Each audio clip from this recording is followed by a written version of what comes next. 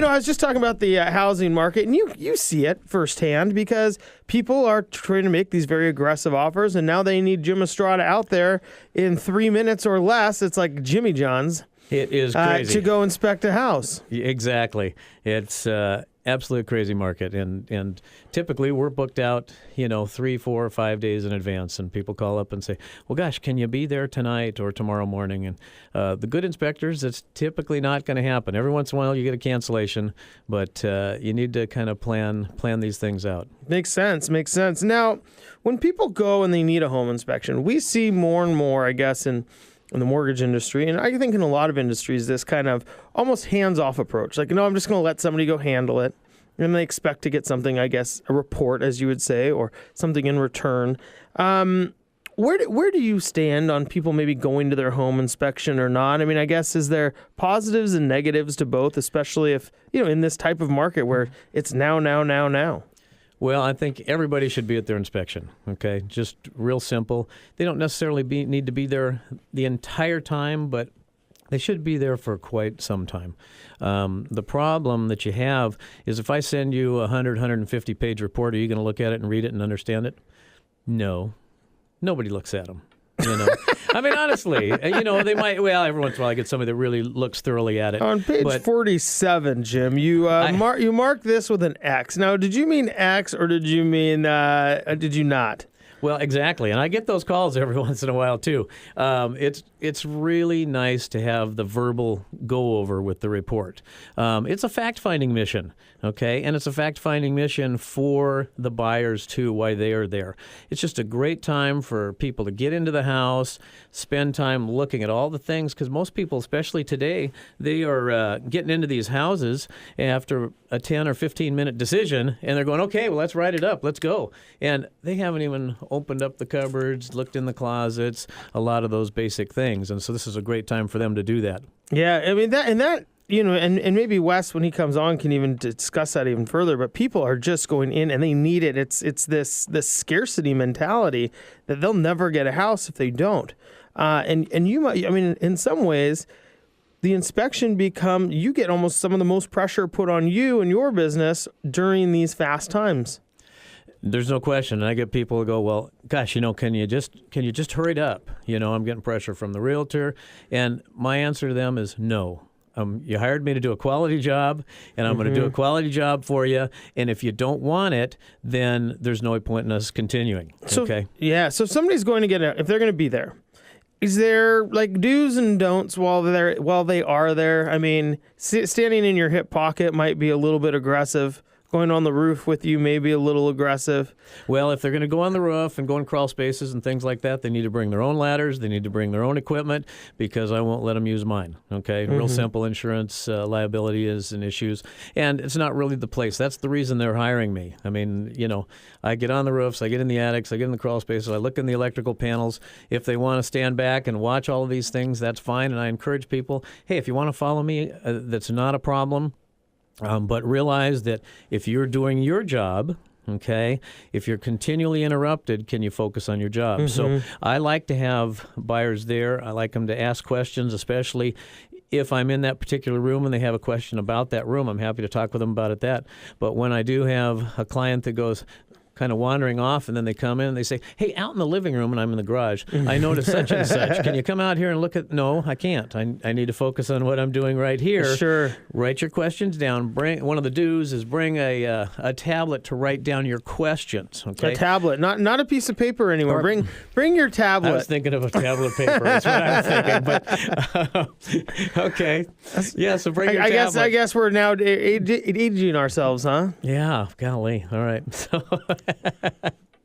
Do most people bring a tablet or a piece of paper? I have a lot of people come that just have to take notes, and I continually tell them, you know what? Pay attention to what I'm saying. Look at the pictures. Everything that I'm telling you is written down in the report, and if you're taking notes, you're going to be losing it. But there are some people... Those are the people I copied off of in college in order to get by.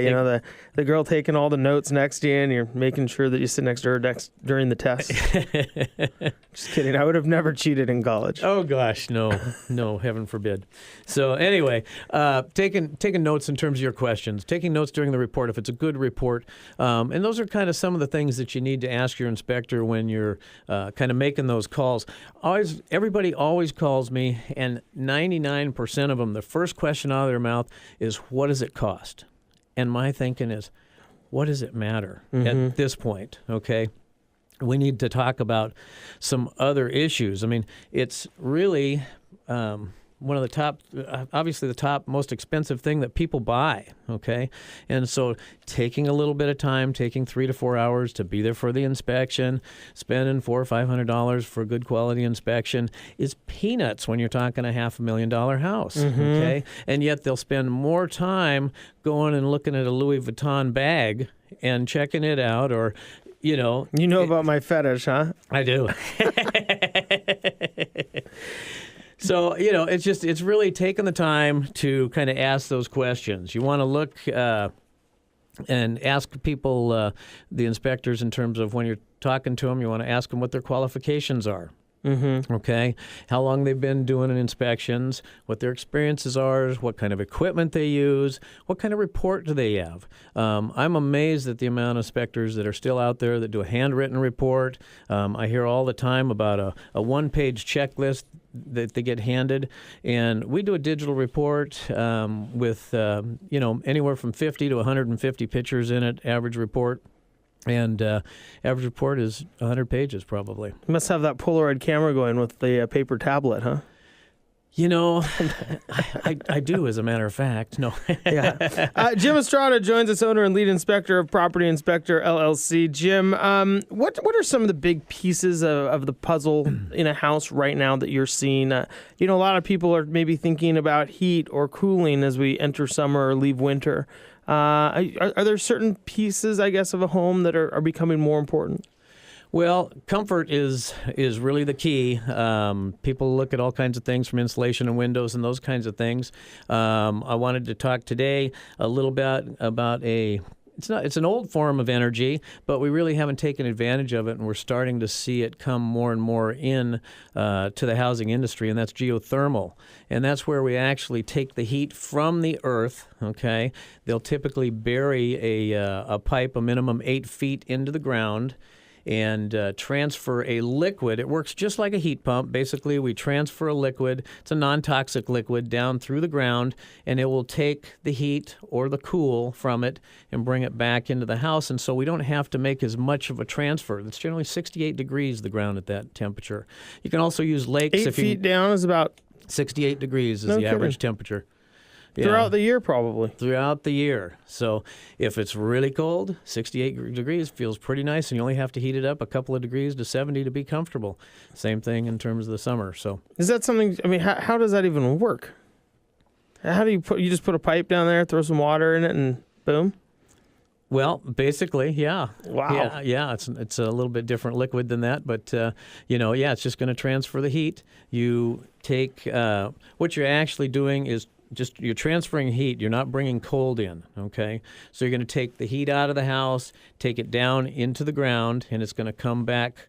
That coolant is going to come back cooler, okay? And the coolant, as it goes out, okay, is going to be a liquid. As it absorbs heat, it's going to become a gas. And so we're transferring it from gas to liquid, and that's how it makes the heat transfer. Is that something that's becoming more and more common? It seems that a lot of houses, and we only have a couple minutes left, but it seems like a lot of houses are becoming more self-sustained in some ways. Whether it's with geothermal, solar panels, we've put a lot of energy into designing those kinds of things, and they're much, much more efficient than they used to be. Now, solar, I'm still not terribly wild about in terms of the Northwest. I actually put on an electric gate on my fence at my driveway, and they sold me a solar panel. Well, it didn't do the job. I tried solar LEDs to light my pathway, and I couldn't get them to light these little tiny light bulbs. Yeah. So instead, I had the one solar panel. What they told me is you just need to get 4 of these solar panels, okay, to charge this one little battery. Now, I do have a friend actually up in Vancouver Island that his whole house is sustained with it, but they do get a little more sunshine up on Vancouver, up farther on the island. And I mean, he is high tech. His solar panels actually move with the sun, okay, and rotate. He has the whole underneath the side of his house is batteries, so it's charging all the time. No kidding. And he can exist completely, dishwasher and everything.